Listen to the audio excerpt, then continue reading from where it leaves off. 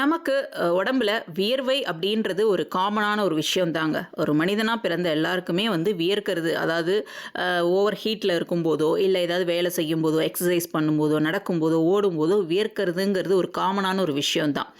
ஆனால் சில பேருக்கு உள்ளங்கையிலையும் உள்ளங்கால்லையும் வியர்வை அதிகமாக இருக்கும். ரொம்ப அப்படியே நனையிற அளவுக்கு தண்ணி வேர்த்து ஊற்றும். ஸோ அந்த மாதிரி வந்துருச்சு அப்படின்னா அது வந்து ஆங்கிலத்தில் ஹைப்பர் ஹைட்ரோசிஸ் அப்படின்னு சொல்லுவாங்க.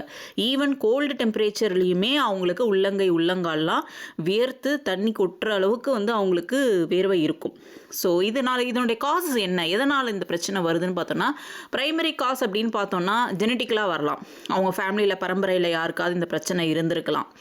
ரெண்டாவது செகண்டரி காஸ் என்ன அப்படின்னு பார்த்தாங்கன்னா, சில வேறு ஏதாவது ஹெல்த் இஷ்யூஸ் இருந்து அதன் மூலயமா இந்த பிரச்சனை வரலாம். அது என்னென்ன அப்படின்னு பார்த்தீங்கன்னா, சில மெடிசன்ஸ் எடுக்கிறதுனால இந்த பிரச்சனை வரலாம். டயபெட்டிஸ் இருந்தால் வரலாம். படபடப்பு இல்லை ஸ்ட்ரெஸ் ஆங்ஸைட்டின்னு சொல்லுவாங்க. ஸோ இந்த பிரச்சனை இருந்தால் வரலாம். கேன்சர், இல்லை ரொம்ப ஒபீஸாக இருக்கிறது, தைராய்டு பிரச்சனை இருக்கிறது, ஹார்ட் டிசீஸ் இருக்கிறது. ஸோ இந்த மாதிரி பிரச்சனைலாம் இருந்தாலும் இந்த ஹைப்பர் ஹைட்ரோசிஸ் வருவதற்கான வாய்ப்புகள் அதிகமாக இருக்குது. சரி, இப்போ இந்த பிரச்சனை வந்துருச்சுன்னா நீங்கள் பயப்பட தேவையில்லைங்க. ஸோ இதுக்கு நிறைய ட்ரீட்மெண்ட்லாம் வந்துடுச்சு.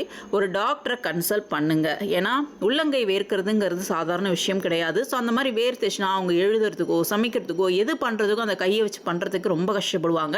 ஸோ இந்த ப்ராப்ளம் வந்துருச்சுன்னா உடனே ஒரு டாக்டரை கன்சல்ட் பண்ணி அதுக்கான ப்ராப்பர் ட்ரீட்மெண்ட்டை ஸ்டார்ட் பண்ணுங்கள்.